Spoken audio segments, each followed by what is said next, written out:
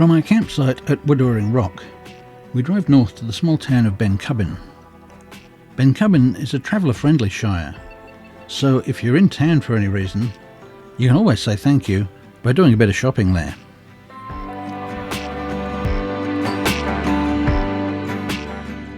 We were rather shocked on arriving to see the sad state of the local hotel.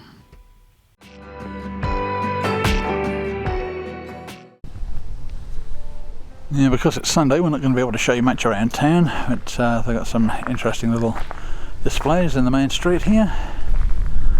Some old machinery that's been nicely done up by the looks of it.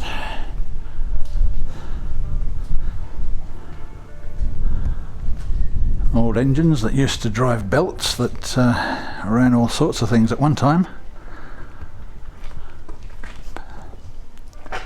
In that case, it was to do with providing power.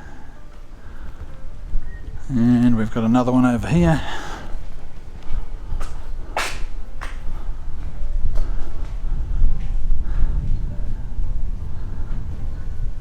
An old cart. And some harnesses for horses.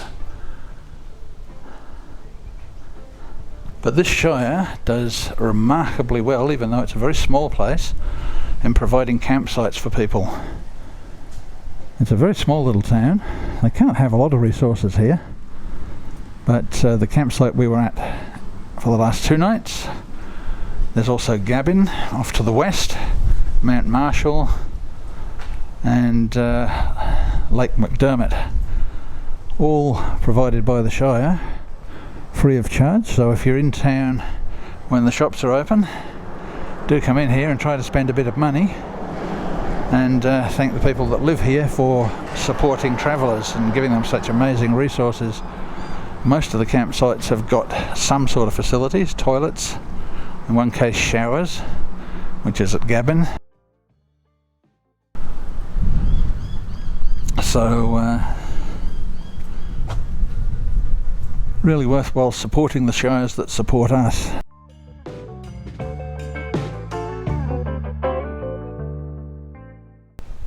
Not a big town at all, but yeah, great supporters of the travelling public.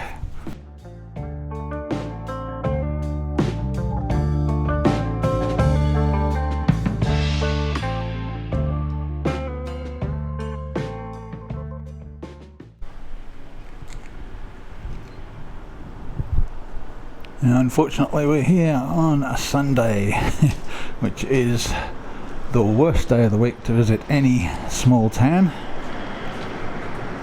unless they're a tourist town. Because Sundays, everything closes, and mostly Saturdays too.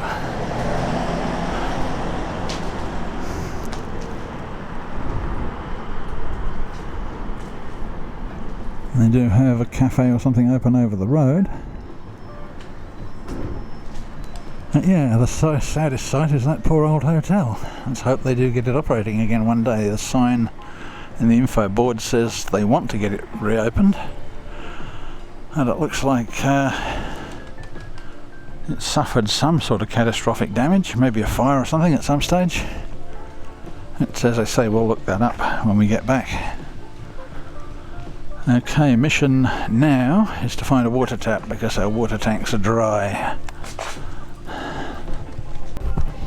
Well, this morning we've come into the little town of Bencubbin. It's about 15 kilometres north of where we were camped. A wonderful shire for providing campsites. Looking at the sad sight of the poor old pub here. I don't know what the story is with that. I'll probably try and look it up and see what's happened to it when we get back home, but that is not looking good. Terrible to see the local watering holes falling into disrepair. It's a real shame. It looks like it's been like that for a while.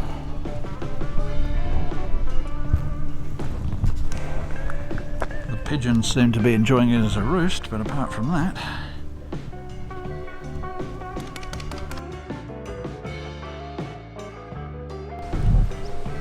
we're now 17 kilometres west of Bencubbin, And we've come to the little tiny town of Gabbin, and here you'll find a good overnight stop, and they even have toilets and showers available. And that's this little building here. Just going to have a little wander around. There are some old shops here, which is now private residence, I think, and the old school, which may also be the same thing, may be converted into private residence. It's definitely been done up since we were last here. This is the old hall. Just have a little wander around and show you what's here. As you can see over this side here, got one caravan in here. May have been others that have moved on. Not a lot around the area but farmland, so there's not going to be a lot of wildflowers or anything like that to see. But a good stop off if you just need somewhere overnight. And as I say, the Shire of Mount Marshall, which is the main town site of Bencubbin, provides these places free of charge, although there is a donation box here if you want to contribute. Always a good idea to do that when people give you these facilities to use.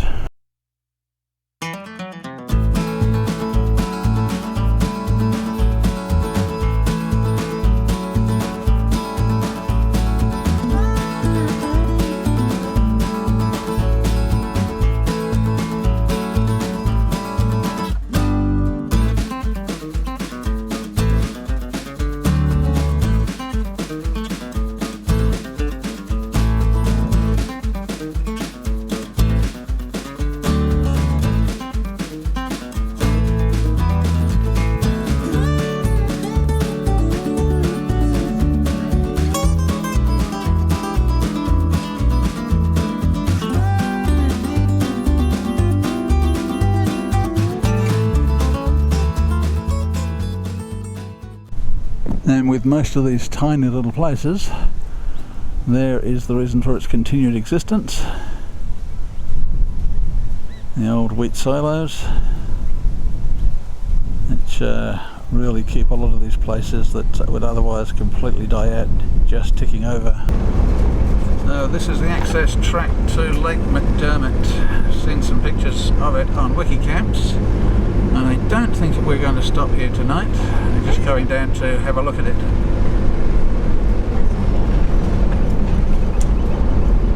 There we go, there's the lake. Read the signboard.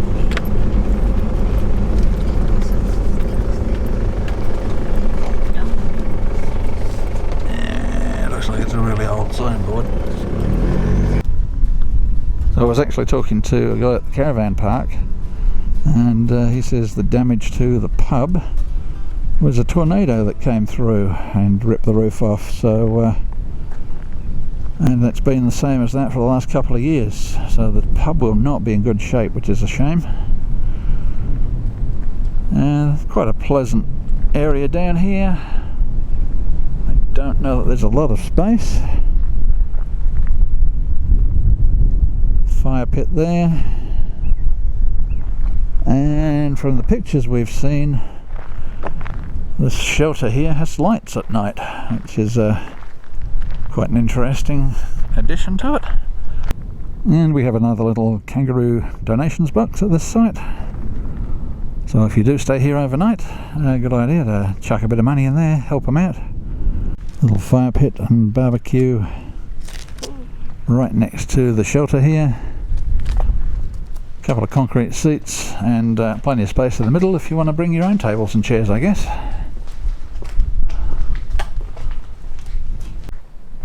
The track does continue on past the shelter, and because I've got a trailer on, I'm not going to take the car up there, but I might just take a quick wander up to the corner there, see if it keeps going. Well, the track does continue on for quite some distance, but I wouldn't say there's much in the way of campsites along this area that I've seen so far anyway. Maybe if you're setting up a tent or something like that, but nothing really suitable for big rigs or caravans.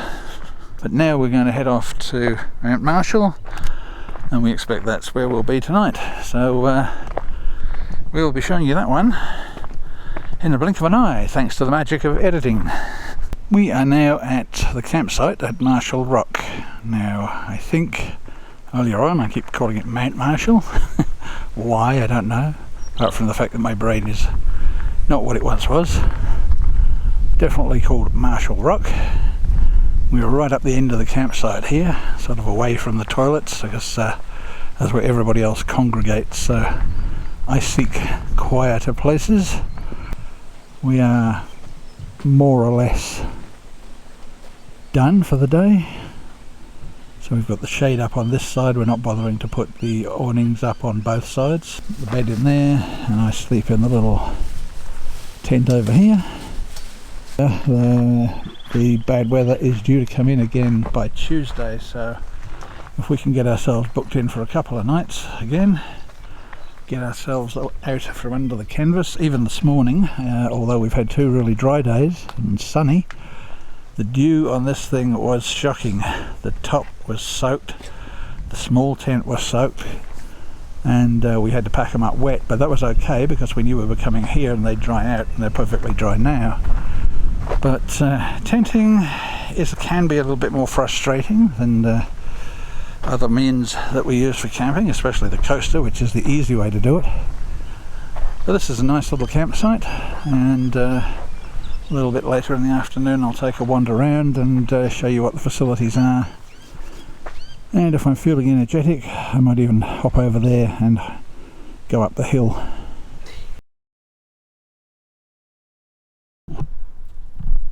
And this is the view from the top of Marshall Rock. You can see why these rocks were so important to both the Aboriginal people and to early explorers, as they stood out on the landscape, and they were havens for wildlife because of the water that collected around them. You can see in the distance over there another one. You can't see the one that's on the other side of the campground from here. I don't think the bush is in the way. Oh, there's even a picnic table up here, so you can walk up if you've got the energy. Today I don't, because I'm worn out.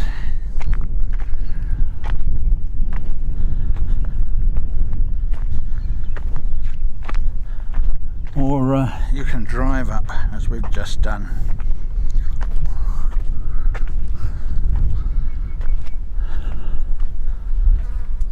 It's not a bad view. See for miles in every direction. And you can see other rock formations in the distance there. There's the one that we just drove around behind. And right in front of me there's the campground between this rock and the one you can see in the distance there.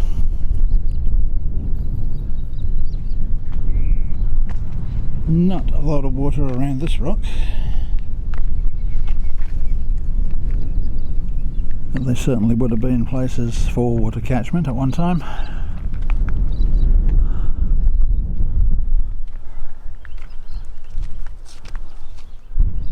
Very, very flat landscape around here, apart from these granite outcrops.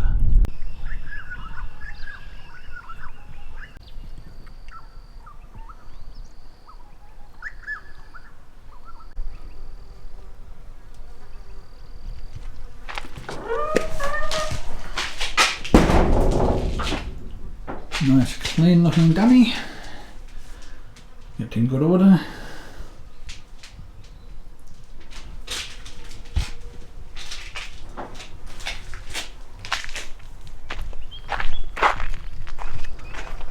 And this is the main part of the campground here.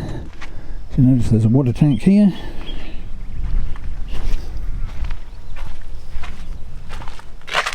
Looks like we do have water in there. Yep, it does have water. Pretty full at the moment after winter by the sound of that. So as I said before, the campsite is right between the 2 rocks. And very good facilities here. It's great to have access to water and to toilets, and I think there's a shelter over there. We're just going to shoot over and have a look on that side. I can see there's seats and tables there.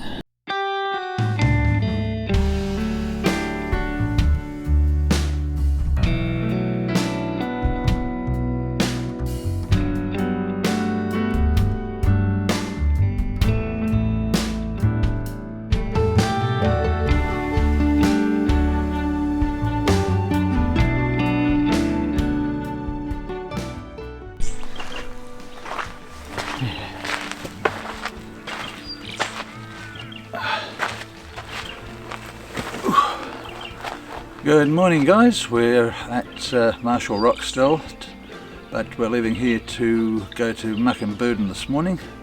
We've got a couple of days of bad weather coming in, so we don't want to be camping under canvas. And from McDermott we'll be doing a little bit of exploring, probably head down to Mango Wine Homestead, and there's a couple of rocks down there that haven't checked out before, so we'll see what's out that way. And if we have time we'll probably head north and check out Alec Butting again. And I know we were up there last year and camped there, but this time will just be a bit of an exploratory trip if we get time to do that tomorrow. So that's plan A for the moment. It's just about to have brekkie. Beautiful sunny morning, great night's sleep last night, quiet, peaceful, comfortable bed finally, which makes a big difference when you're camping. So we'll catch you when we're getting on the road. Cheers.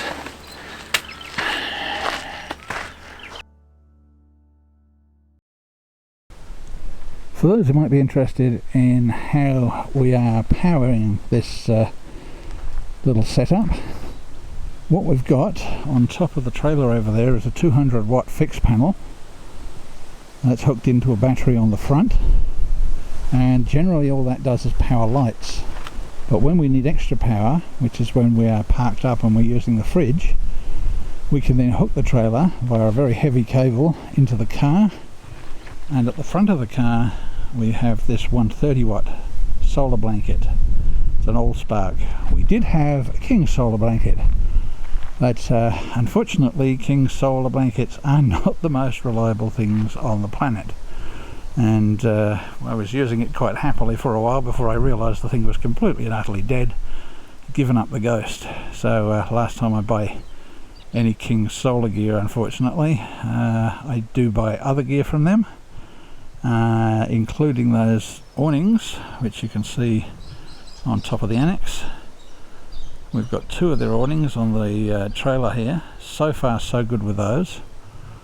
But back to the power system, we've got two deep cycle full river batteries, both 120 amp hours in the car, so in general that gives us enough to power the fridge overnight.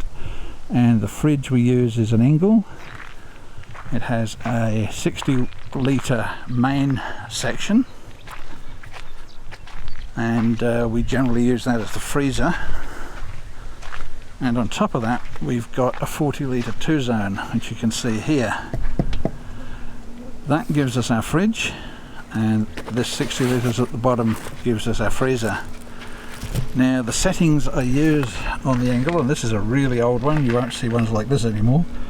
This is about 15-16 years old probably. During the day when I've got a lot of power, I usually run it around 3.